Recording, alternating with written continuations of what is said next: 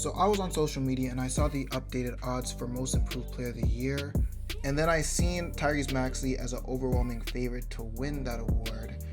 And my initial thoughts was, okay, without looking at any context of the players, I was like, okay, Tyrese Maxey has been having a really good year, especially since James Harden isn't there anymore, so he gets to be bumped up as a number 2. It would make sense for him to have that type of jump. But I still kind of question it because there was some players like Coby White that was playing really well. I didn't see his stats completely. Like I said, this was all without actual research, as well as even Jalen Williams.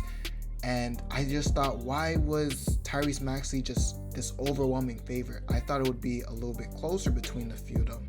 But after seeing some of the finalists for the awards, as well as even some other players, it kind of made me question what this award really means. So I searched it up just to make sure I wasn't tripping, because I always knew this award for one thing, and it was basically a significant jump from season to season, especially with the thought of what the player was that past season and their expectation going into the next season.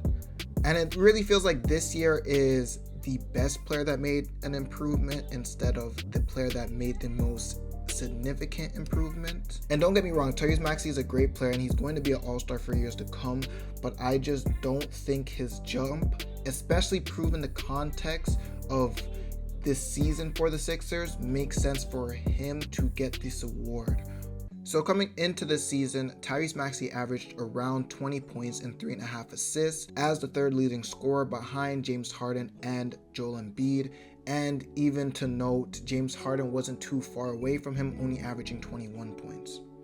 So obviously the James Harden trade happened very early into the season, which means everybody had to get a role increase, meaning Tyrese Maxey had to step up, and that's exactly what he did. He averaged 25 points, around 6 assists, and he really made a name for himself, saying that he could be a second option beside Embiid. So I think the expectation for Tyrese Maxey was not becoming an all-star that year, at least with James Harden there, but he had the opportunity to become an all-star in that system.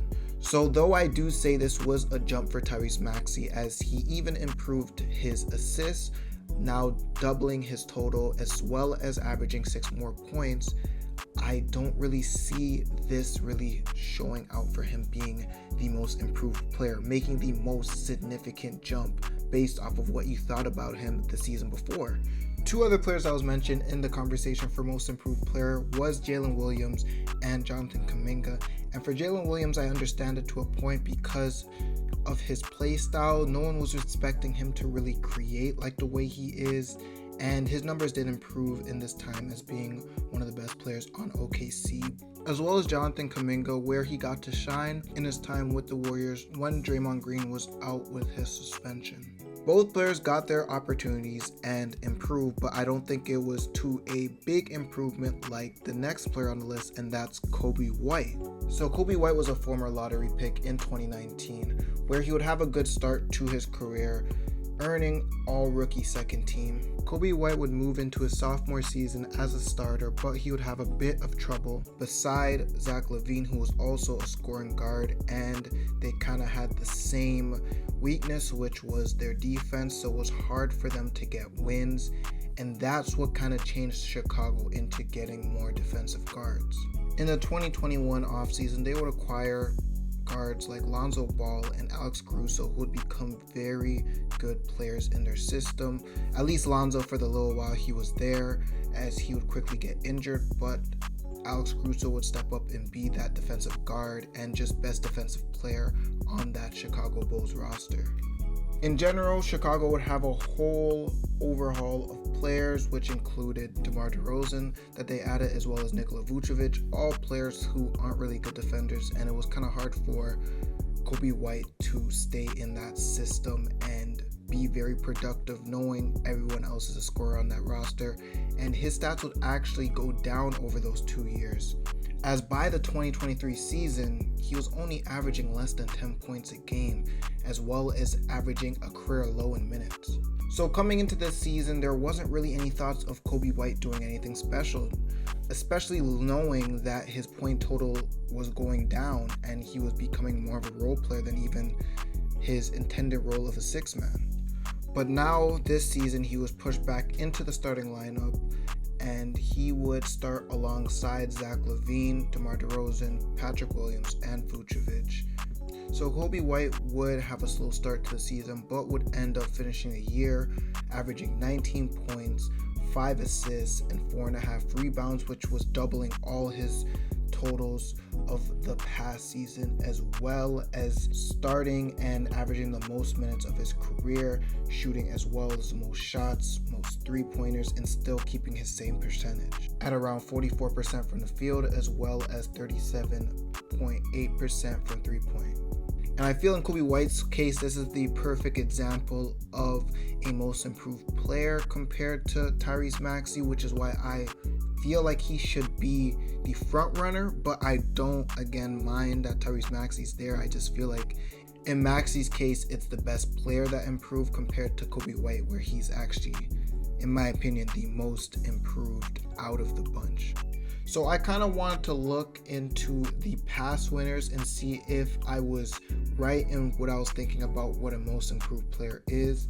And so I got a couple options, past players, current players, that has been most improved player. And the first player I'm going to go into is Tracy McGrady. So going into that season, he was fresh off of a playoff appearance with the Toronto Raptors, where he would end up being a sixth man for the team. He was third place in votes for that, and he was playing behind Vince Carter, who became a star for the team, as well as Doug Christie, who was a really good defender.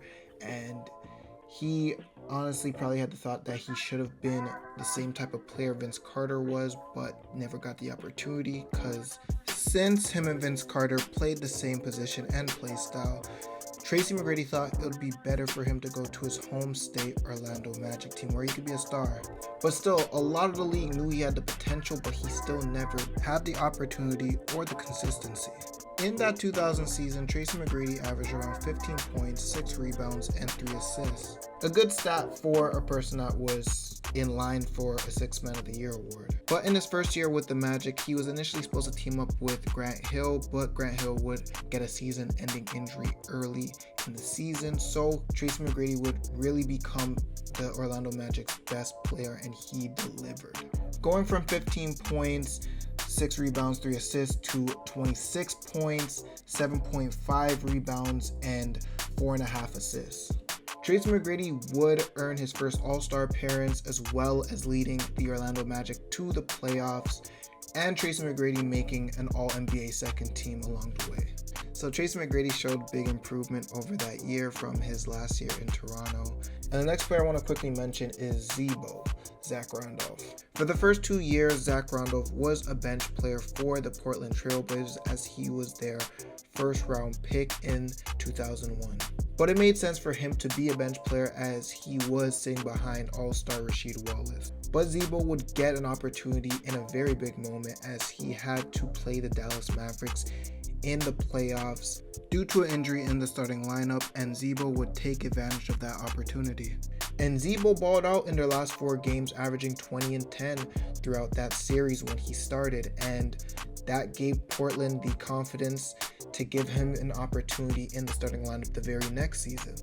So in his sophomore year, he averaged around 8 points and 4.5 rebounds, and he never really showed too much of his potential other than that playoff series. But to go into the 04 season, his third season, he would average 20 and 10 just like he did in the playoff series, showing that he's pretty consistent when it comes to those numbers.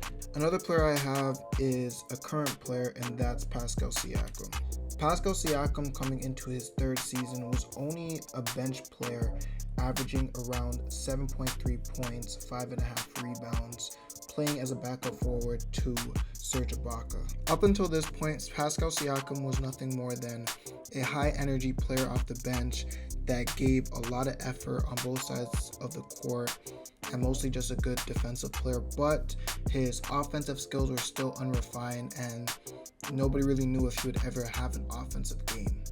But Siakam will come into the 2018-2019 season as essentially a different player, as he would average nearly 17 points, 7 rebounds, and 3 assists while improving all of his shooting stats.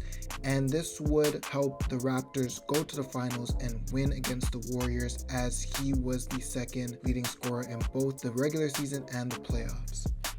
So again, with the context going into the previous season of who he was as a role player to ending up being their second leading scorer and even starting over Serge Ibaka as the season went on, is just a crazy improvement from the year prior. So the next player I'm going to go into quickly is Ja Morant, that won the award in 2022.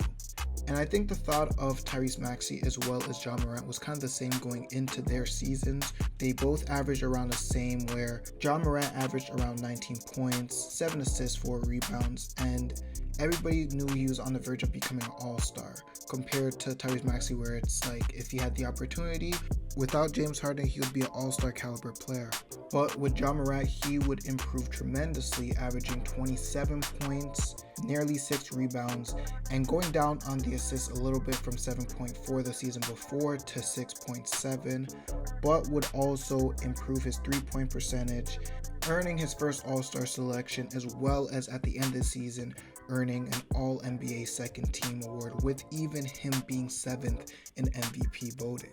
So I think Ja Morant really showed his case for being the most improved player, because he went from borderline all-star to basically a superstar. But yeah, overall, based off of the past, I think I had the right thought of the most improved player, and really this year has changed a little bit from, in my opinion, it being the best player, which Tyrese Maxey is the best player out of those 4 players. Him being the best player that improved compared to the player that had the most improvement going into this season. But who do you guys think should win the award? Should it go to the favorite in Tyrese Maxey, or should it go to someone else like Coby White, or the other finalists in Jalen Williams or Kuminga, or someone I haven't mentioned in the video yet? So please don't forget to like and subscribe. Thank you for watching, and I'm out.